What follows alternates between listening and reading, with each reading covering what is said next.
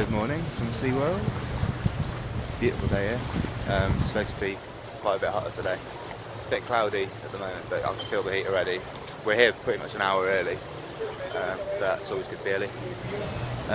This never used to be one of my favourite parks. One of the ones I look forward to like the most on the trip. But this time,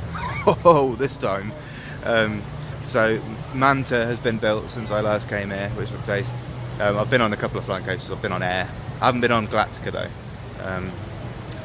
And I've been on one of the Superman flying coasters. I think it was at Great Adventure, the one with King Dakar and El Toro. I'm pretty sure there was a flying one there, Superman, that I've been on. But yeah, I'm looking forward to Manta and seeing what the pretzel's like. Yeah, that's pretty intense. And going back to Galactica and the VR, I haven't been on the Kraken VR. I've been on the original Kraken, but I haven't been on any kind of VR coaster, so I'm looking forward to that. And Mako, can't wait for that either. I must admit, when I was following Mako quite closely when it was being built, and I thought they missed a trick here. They should have gone for the, is it Giga when it's 300 feet plus? Anyway, I thought this is a perfect chance to do a Millennium Force, you know, or a Fury or something like that. And the layout looked a little bit uninspired to me as well, but I've heard really good things. This is the first like big coaster of the trip for me as well, so I'm sure it'll be much better when I'm actually on it. And then Journey to Atlantis, which is possibly the wettest ride I've ever been on. I still remember going on that, and it was like having 2 buckets of water just poured over your lap. But it definitely looks like the day for that. Anyway, I've got a bit of waiting around to do before I get inside, but enough of me chatting. We're in. It's 10:15. The rides don't open, I think, for at least 15 minutes, which isn't a bad thing actually, because I had a sketchy Mackey's breakfast this morning. It's still working its way down. Yeah, I'd be interested to see what there is in the way of Christmas decorations here, because it's not really a park synonymous with Christmas stuff. But I did watch someone vlog around Christmas last year. It might have been Theme Park Worldwide. And there was quite a lot of stuff going on, so let's go and check it out. Ah, it's Manta coming into view on the right. Yeah, it looks like a beast. Yeah, definitely going to give it half an hour before getting on that though.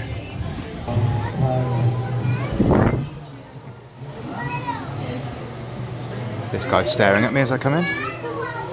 So you can play that game, mate. That was terrible, sorry. Sort of waiting here for it to open up.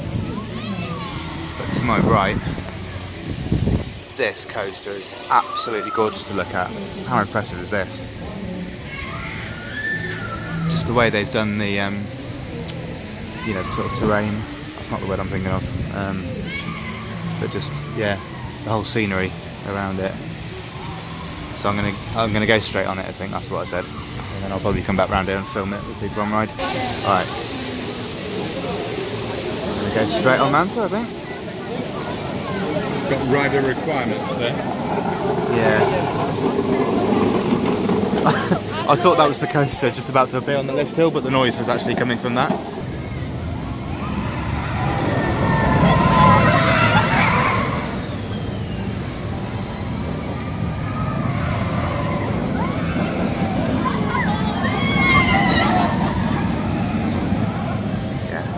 Is awesome.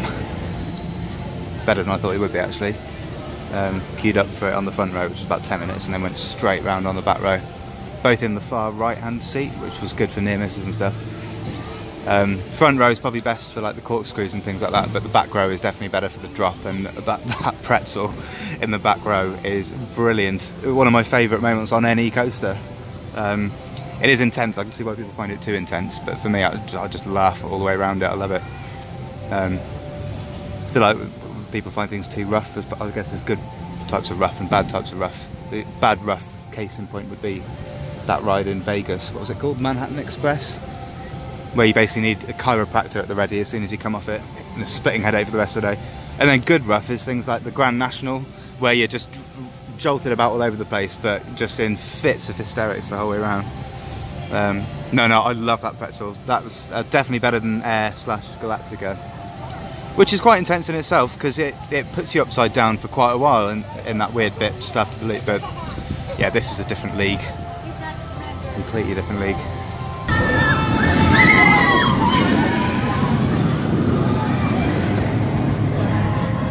Yeah, there's going to be a lot of people who come off that today and go, I enjoyed it, but that bit after the drop was a bit unnecessarily forceful, wasn't it? Well, most people won't have researched it like you will, they just gone and think it was well, right.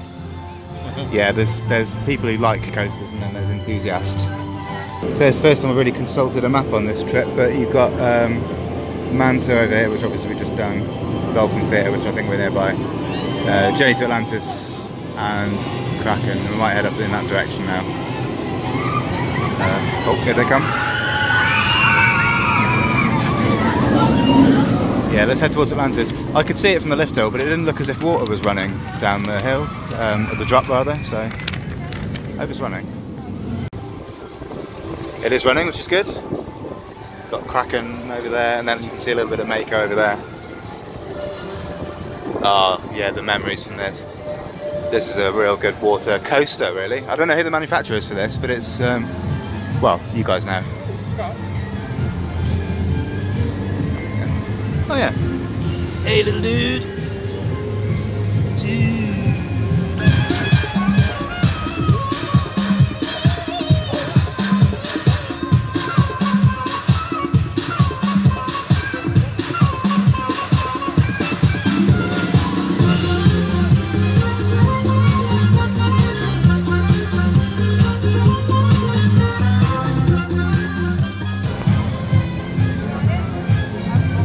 Bit moist. Fine on that side. Yeah. So, you have to pay for that version, sorry. To get back on Journey to Atlantis. Went on twice. Front row on the left the first time, didn't get that wet. Back row on the right, got a bit wetter the second time. Not soaked though, I remember getting absolutely drenched on that ride before. But it's, yeah, it's quite warm, it's getting towards the hottest part of the day, so nice to get even slightly wet on the train. More product placement for you. I don't play with Powerade. I just like drinking Powerade. Yeah, just chilling now. Gonna go to Mako, I think, in a minute. Although we're near Kraken first, so I think we should do Kraken. I'm really intrigued by this because I've not done anything VR ride related. I kind of know roughly what this thing does, but I've not overly researched it. 5 minutes. It's basically walk on today. Yesterday we were at Magic Kingdom and it was mega busy, but it was a Monday and it was Monday after Thanksgiving, so I think that was a bank holiday sort of thing. I'd be quite happy for it to stay like this for the remainder of the trip. Alright, see you on the other side. So I've just done 3 rides on Kraken, so it's basically walk on. Just did without VR on the front row. Amazing views of Mako from that. And then twice with VR, once I think on the 3rd row, and then just on the back row. I'll tell you what, it's much better than I thought, much better. The throughput was alright, but I guess on a busy day, you'd probably be better off shutting the VR down. Yeah, the video quality is not great. I suppose that's the one thing missing. It's really cool the way it's synced up to where you're going, and obviously you can look around. What I quite liked is at the very end when it finishes, he's like, hey, there's Atlantis over on the right. And of course Atlantis is in that direction from you in real life, not that you can see it, but yeah, it's really, I'm going to use Sean Sandbrook's favourite word, it's really immersive. He's right when he says that though, I guess that is kind of what it's all about. But yeah, if that in 4K quality would be amazing. As a coaster, Kraken is, well, comparing it to the other sit-downs in Orlando or in Florida, I'd say it's probably better than the Hulk, not as good as Cumber. Cumber's my favourite B&M sit-down. Can't wait to get back on that.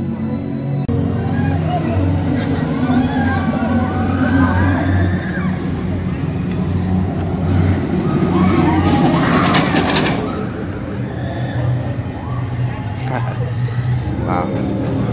Sort of sounds its age, doesn't it? A bit rattling around like that. It wasn't too rough though, to be honest. Just realised it's a flawless coaster, isn't it? B&M flawless, not a sit down, even though you're sitting down. Who makes these rules? I don't know. But either way, it's not as good as Cumber. Right, well that leaves Mako, which is the one I'm looking forward to the most. I know, well, you can obviously see it in the distance behind Kraken, so it's not too far away. Dad just said, can we go to an animal thing? And I'm kind of on board with that. we'll save Mako for a bit later on. Yeah, let's head to Antarctica.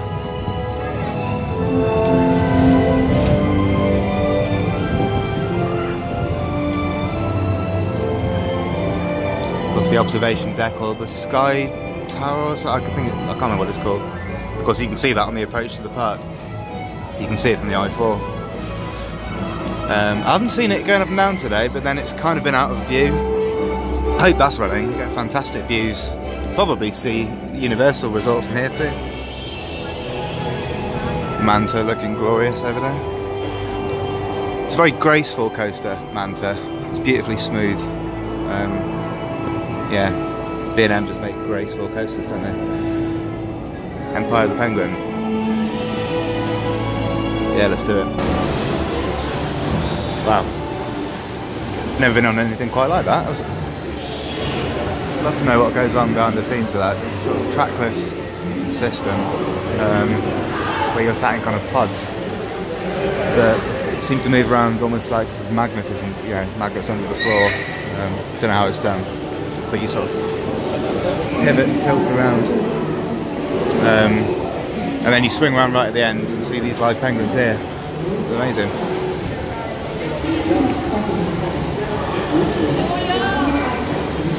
Yeah, yeah, that was really cool. In both senses of the word. It's pretty chilly in here.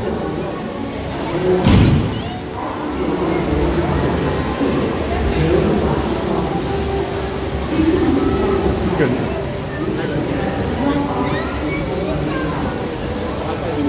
It's feeding time over there. Actually trained to pose.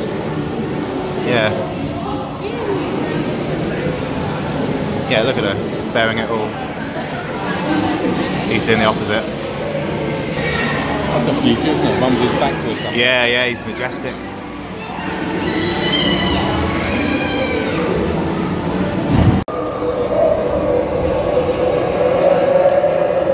That was a nice break after the coaster so far to go and do that. Really nice seeing the different types of penguins at the end. The thing with SeaWorld is it gets a bad rap mainly from that Blackfish documentary about the imprisonment of like the animals here. But I mean, most parks have animal enclosures, and I don't see what's fundamentally different about it here. I guess maybe because of the higher intelligence of orca whales or killer whales. Maybe they're more susceptible to mental, you know, signs of mental illness, and it's more publicised. But you think about it, any park that's got any animals, they're being detained against their will, aren't you know, that just like here. Sorry, it's getting a bit heavy, isn't it? But you know, that's my only point, that SeaWorld does a lot for animal conservation and charity and stuff outside of the park, and whether it's doing it out of obligation or, you know, it's still doing it, which is good. You know, if you're going to boycott a park on ethical grounds, then you've got to do it with Busch Gardens as well. A, because it's owned by the same company, and B, because it's got animals all over the place. And any park with a zoo, for that matter. You know, a lot of people who've gone on to do amazing work for animals, their love and passion for it probably started somewhere like this. Anyway, it's getting a bit heavy, isn't it?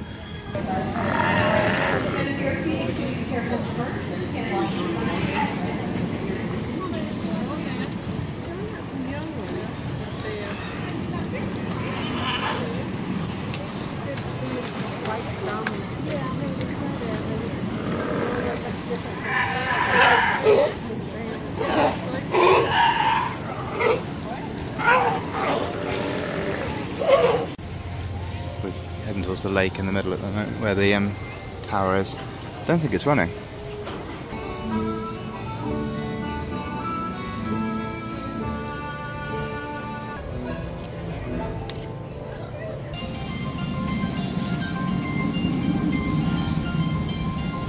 Well, it's the first sort of Christmas decorations I've seen, really.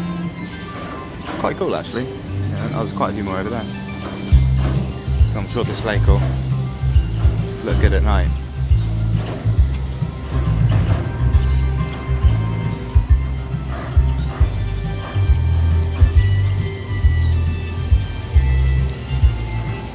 Well, won't be going up there today.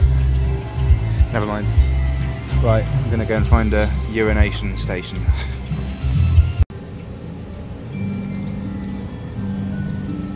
Can't eat it, mate. How do you fancy having that sort of house on a roof in West Ely? Oh yeah, what, go and move in with Bruce Squillis and Squilvester. Right, here we go. What was the other one? Squillermo del Toro.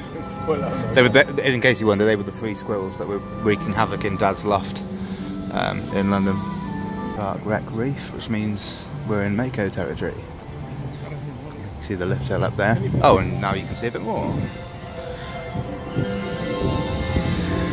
Yeah, I'm glad I've sort of saved this one till last of the big rides here. Because of course this is completely new to me as well, just like Manta was. Manta was better than I thought it was going to be. I have a feeling this might be too.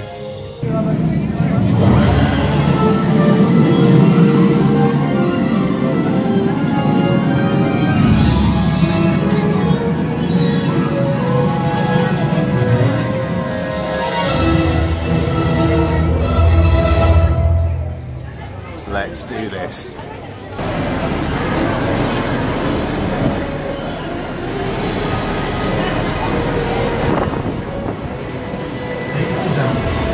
Riding is a physical attraction will be exposed to forces, speeds, and other intense features that may cause distress or injury to persons with pre-existing health conditions. Nearly there.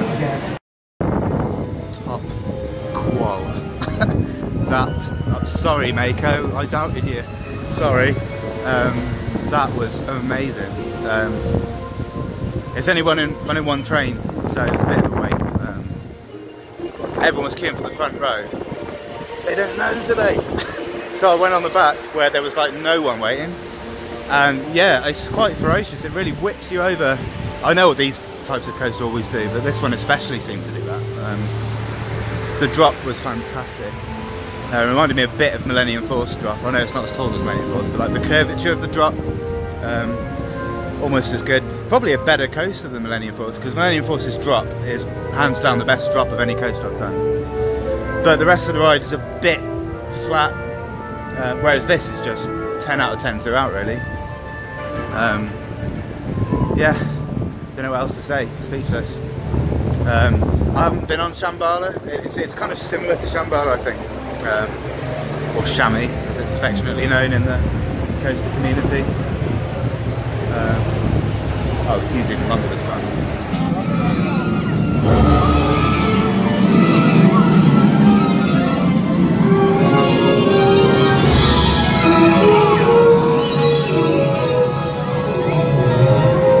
You beauty. That is so good.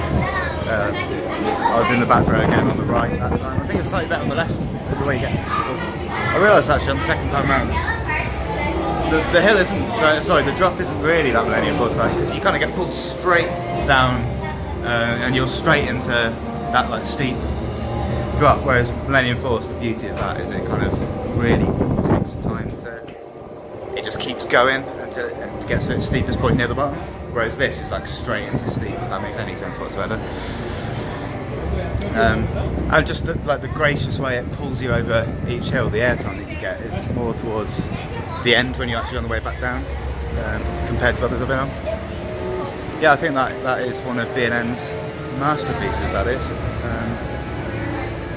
Yeah, what else can I say? That's a top 10 coaster, I think, definitely. Give you some context. I don't really have a defined like top 10 in any order in my head, but I would definitely have Cumber and Montu in there, the two Busch Gardens B&Ms. I'd probably have Millennium Force in there just for the drop alone. Nemesis would be in there because that's an absolute classic. I love spinning coasters, so I'd probably have like Dragon's Fury in there. I'd have Grand National in there just for the fun factor. And I'd definitely have Mako in there.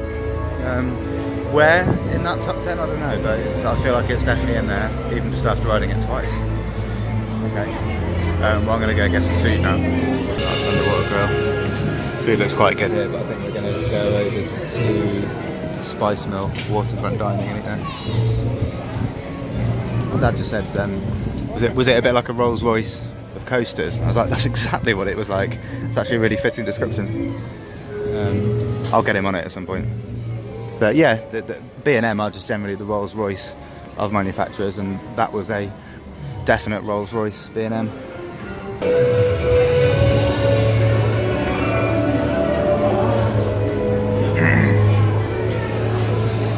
That one's Ray Liotta. And that's Ray Winston.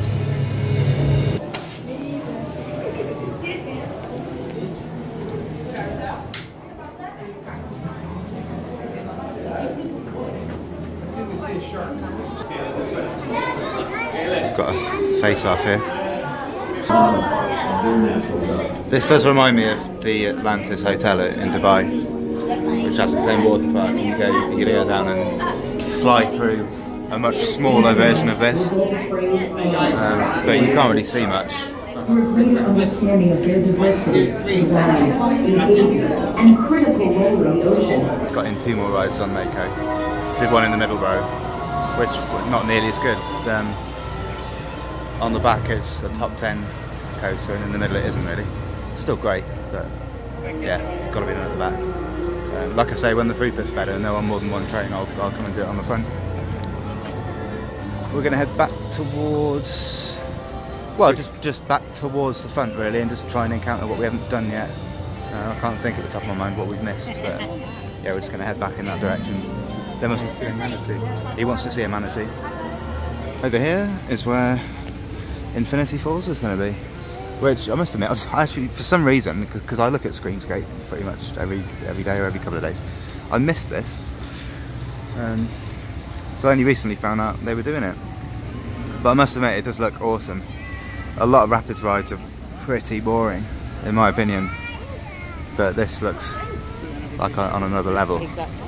I know it's got the highest or the steepest drop, or possibly both. With a kind of weird lift hill, like a vertical lift hill, I don't know, I think Cobra's Curse, or if you're talking water rides, Pilgrim's Plunge, that sort of thing. So I can't wait to see what that looks like. Fortunately, you can't really see what's going on over there. But yeah, that's what it's going to be. Yeah, when it comes to rapids, the Grizzly River Rapids at California was good. I remember that being good. Obviously on this trip you've got Carly River Rapids at, I think it's Carly River Rapids at Animal Kingdom. You've got the one at Busch Gardens, I can't remember what that's called. And oh, you got Popeye, I completely forgot about that. Popeye is probably the best one I've done at Islands of Adventure. I completely forgot about that. That's yeah, I can't wait to get back on that. Yeah, this is basically the extent of the site. It looks like quite a big site. It's right out on the edge of the park. We're sort of coming round the lake here towards the Shamu Stadium. So that tells you where it's being built.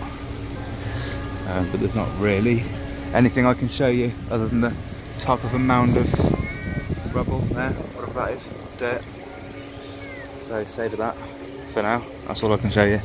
Oh, stroking the bottom. Edit that out. What I was actually doing was wiping the frostiness off the glass. That's sure. Actually, well, yes, it looks defrosted, so you can stop now.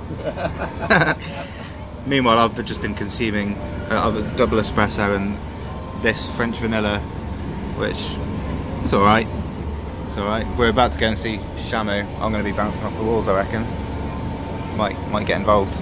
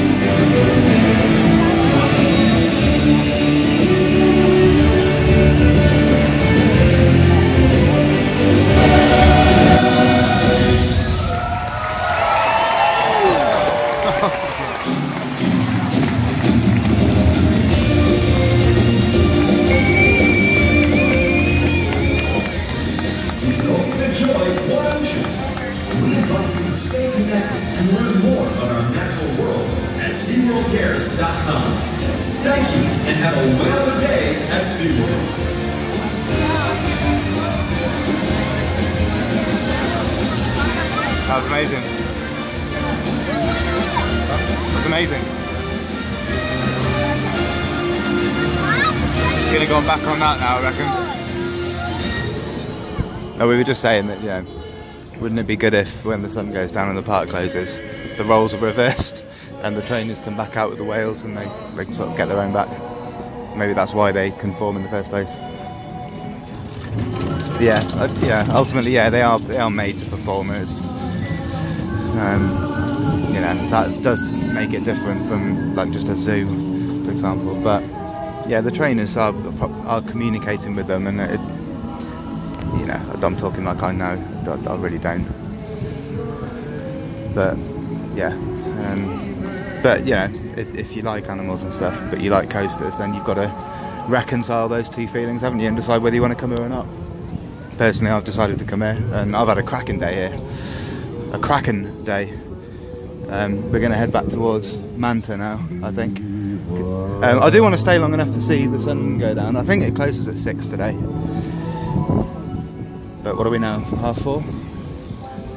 This view kind of reminds me of being at Islands of Adventure and looking at Hulk from over at Lost Continent, sort of across the lake. There goes Kraken.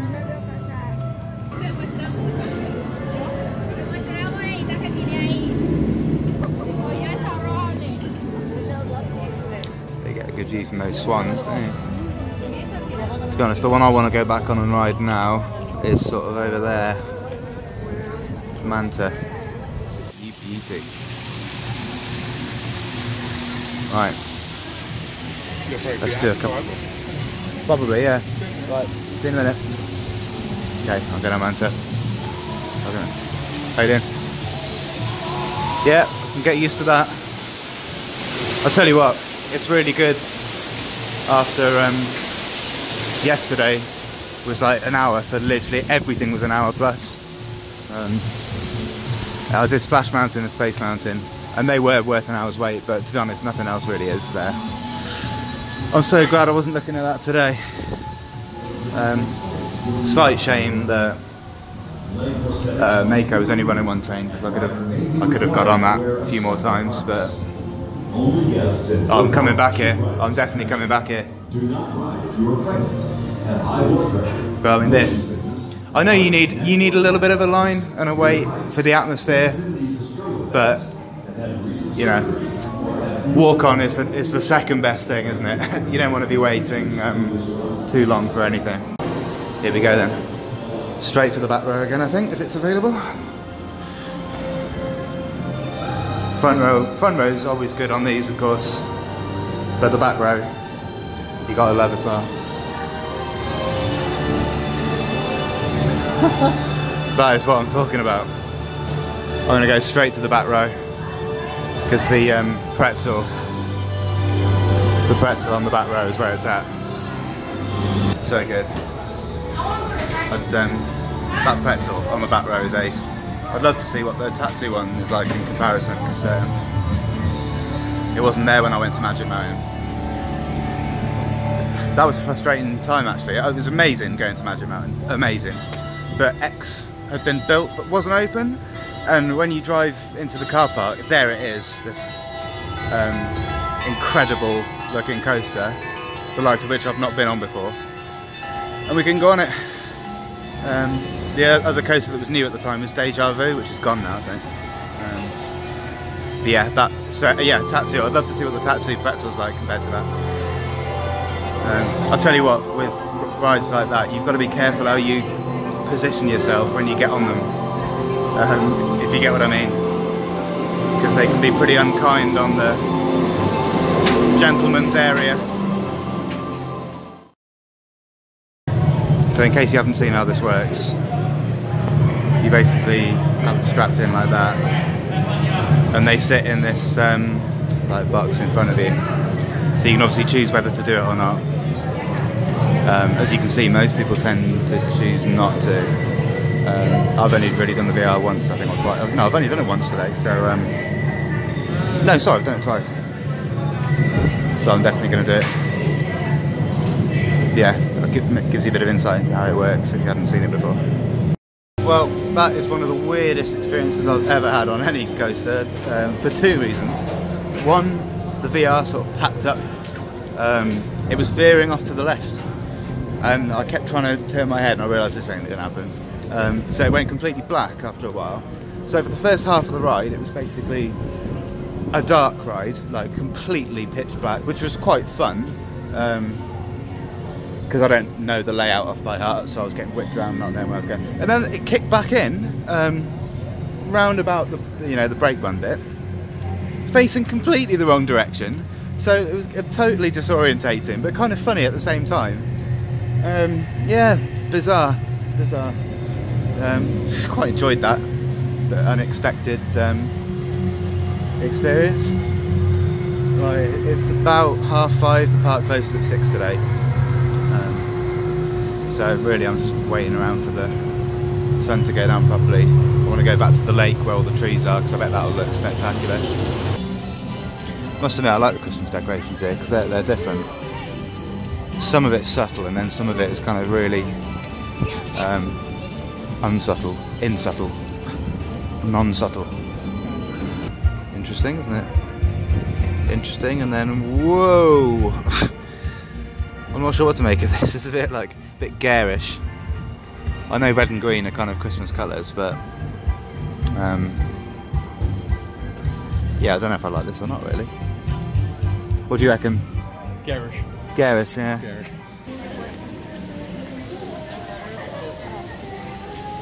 Manta looking glorious as ever. Blue is probably my favourite colour, and that's basically why. Got 3 shades that go beautifully together there.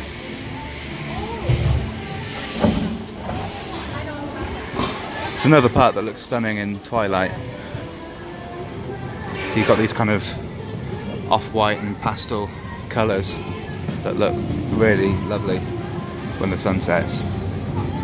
There's so many Andrew's liver salts in these gift shops. Andrew's stomach settling salts. Yeah, they'll do that in all of them. Rescue store? No, it's not human rescue.